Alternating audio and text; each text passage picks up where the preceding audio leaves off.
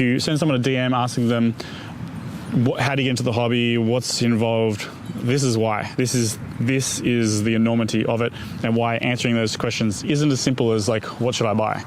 Hey everyone, well, as promised, I decided to give a bit of an overview on my FPV gear and my thoughts on it, coming into it from sort of a photography, cinematic perspective.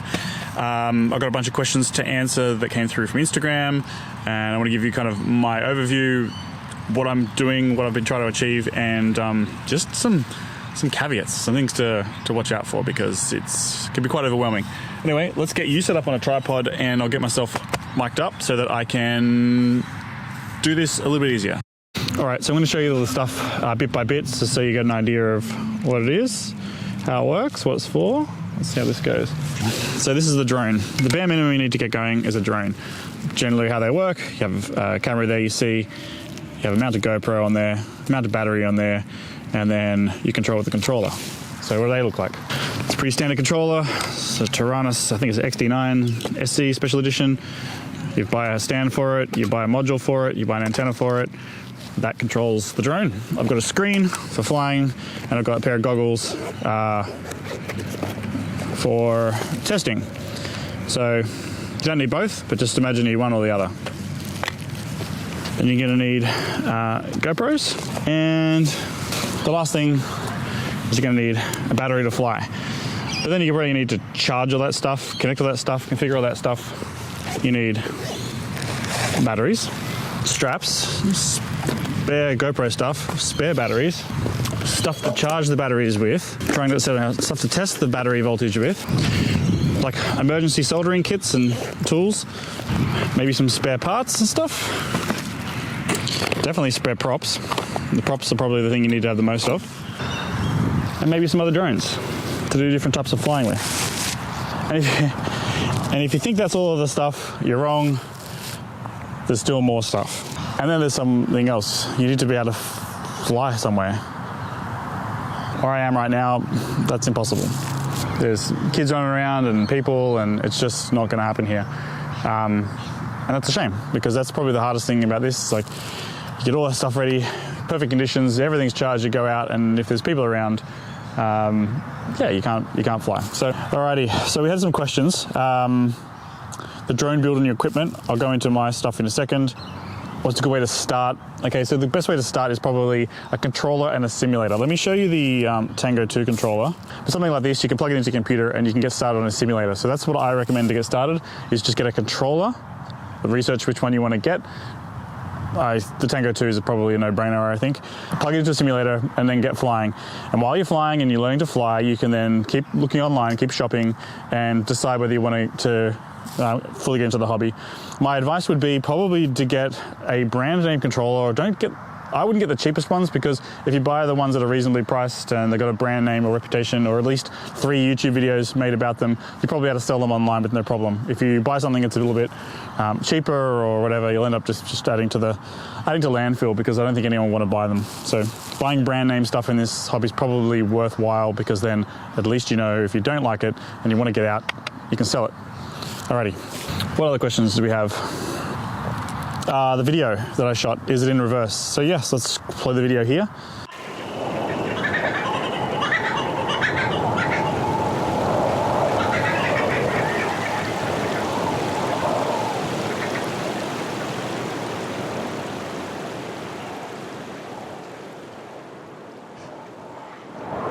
This is shot in reverse.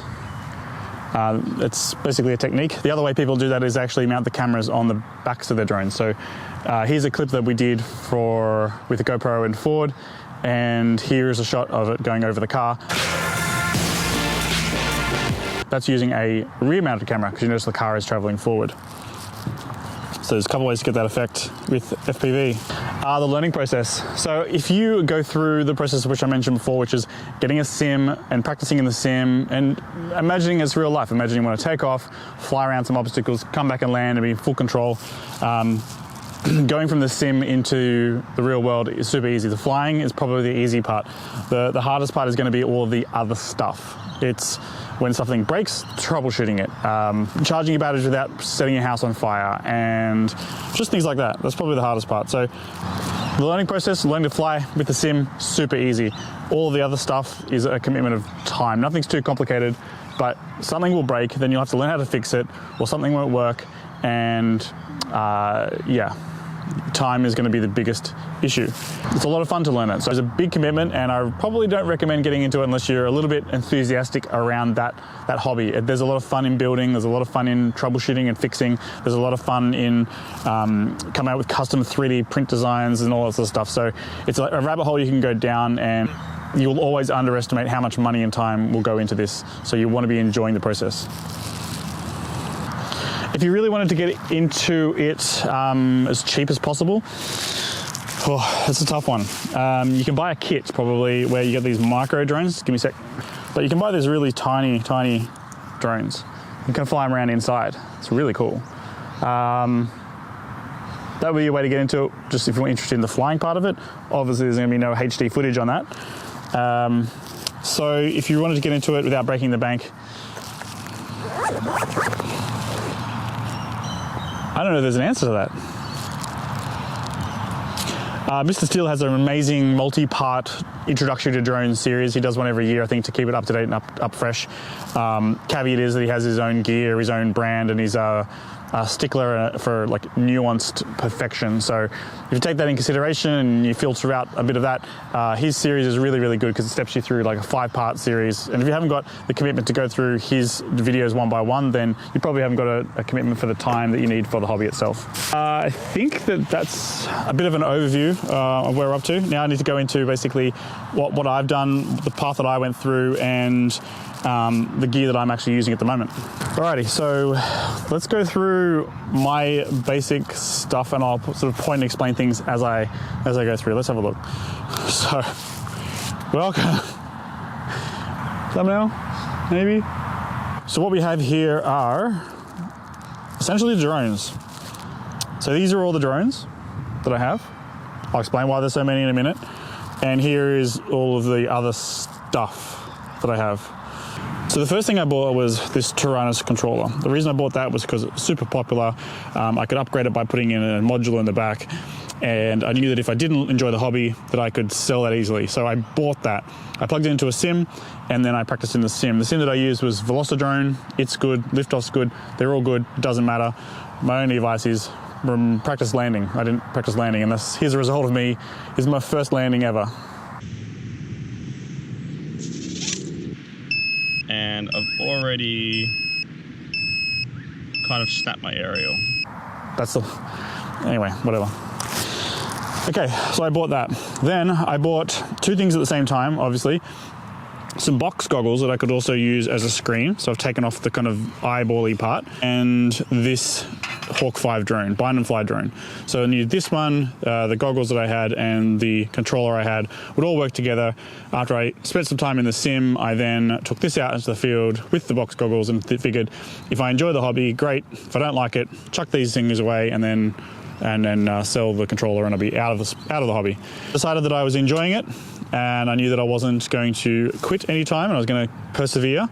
So I then went out and purchased the Fat Shark goggles, which, depending on where you live, you can or can't use them, so just be careful. And then I started to invest in all the other stuff. So I already had some batteries and a charger, which I've got rid of the original charger. So then you gotta have batteries. As you can see, I've got a lot of batteries. So I've also got a field charging battery. I've got now a redundant controller, GoPro accessories, which I didn't really have a lot of before. It's kind of essential. Different battery charging devices, some more portable than others, dischargers and balance checkers, USB chargers off 12-volt batteries, an ammo box to store batteries in, bags of spare props. Everything I've got is in redundancy at the moment. So I have those 2 drones and these 2 drones. They're all going to be sort of set up, if they're not already, to be identical. And then you've got sort of these sort of toy-ish drones. So it's not a toy by any means, but what it is a drone that I can fly and just have fun with and experiment and not worry about it breaking. And this one here is something for indoor fun and stuff like that. So that's what they're for. And the idea is as I get into this and do some more work with it, I need to be able to have reliable drones and I need to have redundancy. So I've been building all these as redundant drones, and I've got spare parts for them, so it makes it easy to maintain. If one of the things that I've learned from watching anything online is that you want sort of consistency, you want reliability, and you want to spend more time flying and not heaps of time building. So hopefully by having already a few times having redundant drones has helped me be able to go out and fly with friends, whereas if I didn't have a spare drone, I wouldn't be able to fly that day because for whatever reason, something always breaks. I'll do another video if there's demand on what's inside the drones and how they function and work, but for the moment, this has just been a summary of all the stuff that I have. Why, if you send someone a DM asking them, how do you get into the hobby, what's involved, this is why. This is the enormity of it, and why answering those questions isn't as simple as like, what should I buy? So, in summary, I bought a controller and flew the sim. Then I got some box goggles and a bind and fly drone just to see what happens. As they broke and needed repairs, I upgraded my components, upgraded to different goggles. Over time, I've got more drones, redundant drones, more batteries, different ways to charge. And then I've got now redundant controllers, and I enjoy the flying aspect of it. It's fun, it's cool, it's just awesome. And I have an interest in aviation and planes in general, so it's not too much of a stretch to see that you'd be interested in a hobby or sport like this. And the second reason is that you can get unique footage. So I'll put in the link down below a video that I shot with a friend of mine, Cliff, and yeah, you'll see hopefully some shots in there which maybe you haven't seen before. Alrighty, so I think so far the summary's been pretty negative. I wanted to take a bit of extra time to probably talk about why I got into it, and maybe that'll help you decide whether you should or not. Obviously, I've shown you quite a lot of the downsides. I haven't shown you epic footage, because if you're watching this, you've probably seen all the epic footage already, and that's what makes you interested. I'd say that the community aspect to it, connecting with, learning from, and flying with other drone pilots is kind of a huge part of the hobby. Getting into the weeds and soldering and things like that is fun, and again, a part of it. There are a lot of people who just buy the bare minimum, strap it to their backpack, head off out into the wilderness and get some epic shots. But I don't know that many of them. I think if you were doing a lot of video production and you wanted FPV footage, the quickest path is probably just to hire someone to do it for you. If you wanted to get into it and fly it yourself, there's probably two reasons you want to do it. One, you want to create the footage yourself. That's great. You can get away with some sort of what they call bind and flies and things like that, and fly it until it breaks, and then get someone to repair it for you, I guess. So make sure you've got a friend in the hobby or a shop nearby that can help you troubleshoot and fix things. And I guess the last one is myself. I really wanted to get into it because I loved the idea of flying first person. Now again, laws do make that challenging, but that's what I got into it for. It's for the flying aspect itself, and to see what that felt like. And it looks cool, and I would just watch videos of people flying. The way I'm able to justify the expense for myself is the fact that I make videos and photos for work. So I can offset the cost of and the investment of time in the fact that it might lead to projects and things like that. So that's kind of why I did it. The first part is the fun, and the second part is justified because it could be actually work. You could make money from it.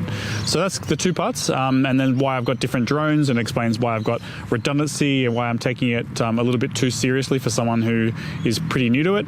And yeah, I haven't posted much content because, again, you see all this amazing stuff out there, and I don't want to create stuff which is irrelevant, not useful, or I don't like. So if I like something, I'll post it. The rest of the time, I'll just be having fun and enjoying myself, and flying as safe as possible. So that's it. I might leave you there. Hopefully this answers all the questions and is something a little bit different to what's out there as far as the intro into drones, because it's a huge topic, and I'll try and think of relevant links, community links, community YouTube channels, all that stuff. So if you're getting started, I'll link to Steele's channel, I'll link to Barbwell, I'll link to Rotor Ride, I'll link to the Drib. That's enough for now. and they'll be hopefully sources of inspiration for you if you're getting started and are a bit lost as to what to do. Get used to Googling, because that's how you fix most of your problems. Alrighty, well that concludes my drone sort of video, FPV intro video. If you do enjoy this sort of content, and you don't mind me rambling the camera for a while, and you want to see more of it, more flight footage, more info about the actual drones, let me know. Best way to reach me is comment or DM me on Instagram. I'm very responsive on there. And yeah, it's a cool, fun hobby to get into. I think I'm gonna go straight into my first flight. Oh my God, I'm so nervous and excited. I'm excited, not nervous. I'm excited. One day this will be just like normal, I'm sure. Right now it just feels weird.